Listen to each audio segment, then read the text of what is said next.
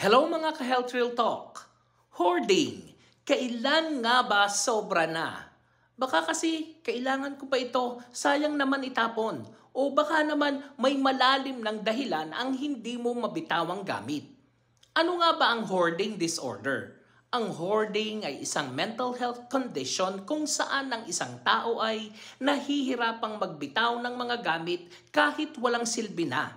Nag-iipon ng labis hanggang sa maapektuhan ang espasyo ng bahay, kalinisan at kaligtasan ng tahanan.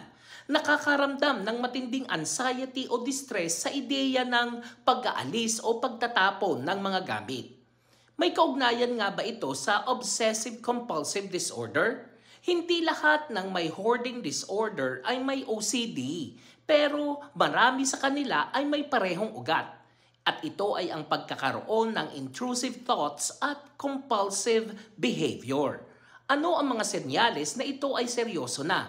Di na madaanan ang loob ng bahay dahil sa dami ng gamit. Naiiwasan ng mga kaanak o kaibigan ang bumisita. May masamang amoy, alikabok o dumi pero ayaw pa ring itapon.